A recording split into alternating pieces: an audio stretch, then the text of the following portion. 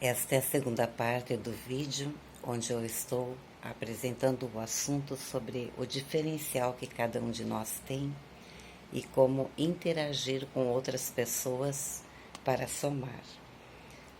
Na primeira parte, o primeiro vídeo, eu trouxe algumas questões pontuadas sobre a minha experiência entre espiritualidade e igreja institucionalizada e usei o personagem bíblico de Davi, mostrando pelo menos 3 situações em que ele usava a estratégia do recuo e avanço.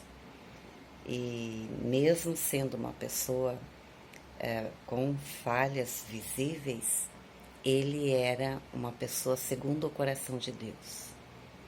Então, a minha fala aqui, eu, como seguidora do cristianismo, não membro de igreja, mas uma seguidora de Jesus, com todas as minhas limitações e falhas, eu sei da misericórdia de Deus sobre a minha vida e do diferencial que Ele deu a mim e como é que eu faço para tocar em outras vidas, como o sopro de vida dado por Ele, por Deus, para que outras pessoas também se reestruturem e possam também apresentar o seu diferencial para somar. E aqui você que é de outra religião, que tem outro livro sagrado, se quiser assistir e aplicar a sua verdade, tudo bem.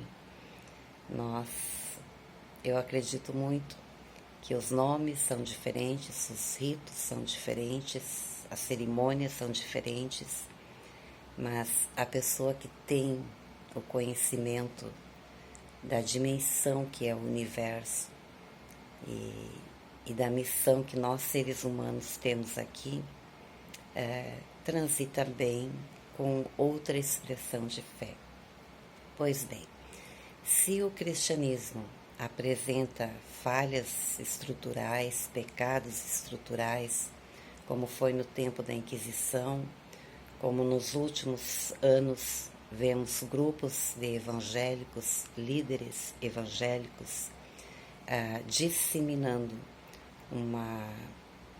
um ódio bastante direcionado para o diferente, eu não tenho como responder isso, não sou responsável por isso e respondo por mim e pelos meus erros, no desejo de aprender, acertar, restituir as pessoas que prejudiquei também.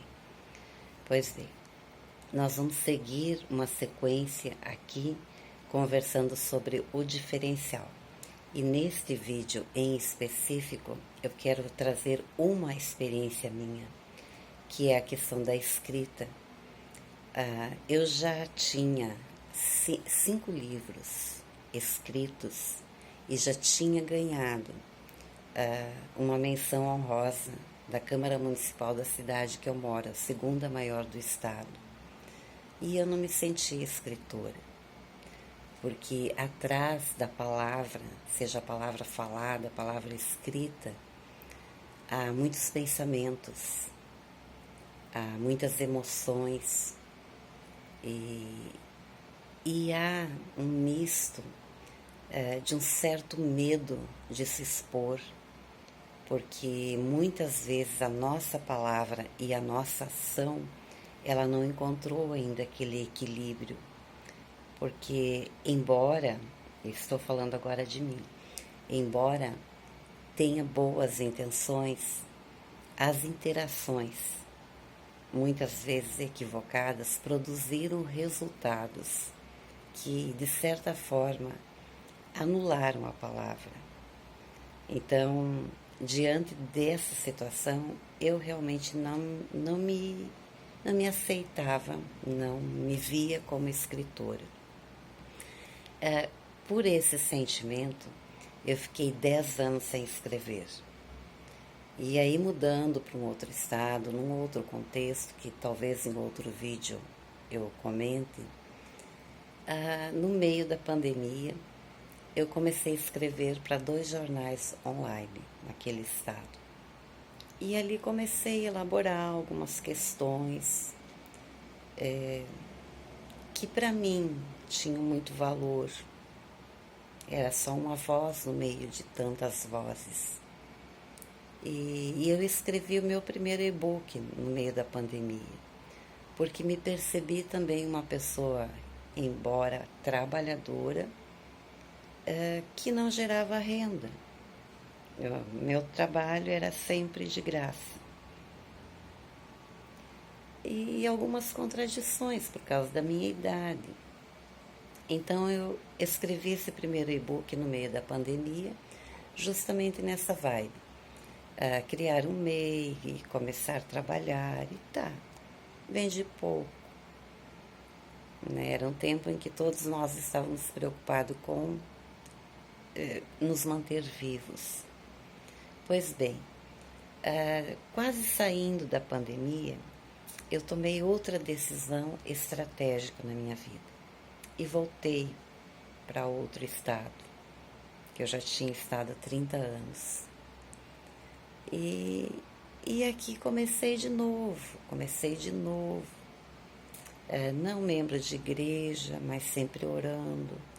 E cada dificuldade enorme que eu tinha, eu lembrava de um personagem bíblico. Eu trago à memória o que me traz esperança.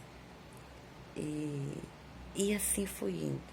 Comecei como freelance, aprendi profissão de consultora de vendas em energia solar, mas já não escrevendo a coluna semanal, e eu e a letra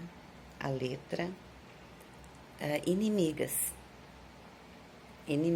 porque eu não me permitia escrever, porque era uma contradição. Uma pessoa que está com problemas com relacionamento, problemas financeiros, problemas de várias ordens,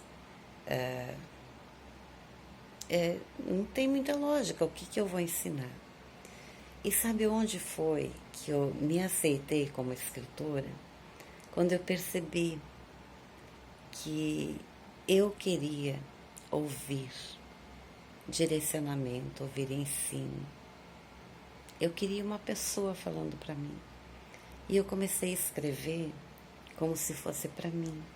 O que eu preciso ouvir para que eu realmente me perceba como uma pessoa capaz, uma pessoa que tem um diferencial, que ama o ser humano, que respeita o diferente, que tem sua verdade.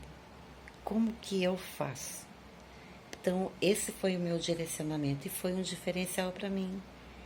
Eu comecei a escrever como se eu estivesse me ensinando.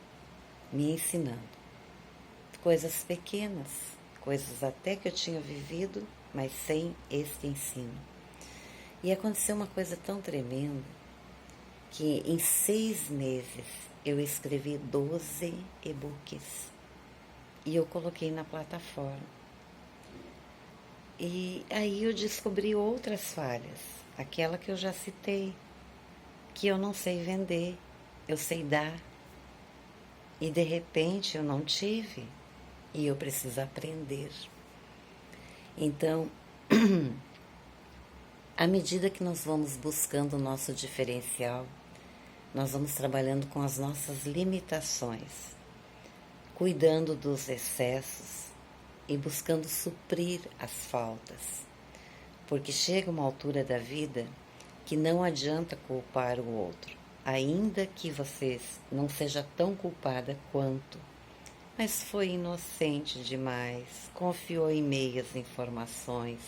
Então tem culpa sim, Eu tenho culpa sim, assumo. Mas olha bem, aprender a se desenvolver, a crescer e expandir, essa é minha meta. Porque o meu diferencial é, se hoje eu não consigo fazer pela minha idade, não consigo fazer muitas coisas com as minhas mãos para ajudar, à medida que Deus for me capacitando para que eu possa receber a riqueza que o universo criou para mim e através das habilidades do diferencial que ele deu para mim, eu posso contratar equipes para que façam o bem. No meu caso, campanhas educacionais. Para quê? Para que nós possamos simplesmente voltar à simplicidade da vida. Aprender a beleza do Evangelho de Cristo, onde o amor ao próximo é tudo que importa. Porque se nós não amarmos o próximo como a nós mesmos, não adianta dizer que amamos Deus, porque nem sequer conhecemos Deus ainda. A gente continua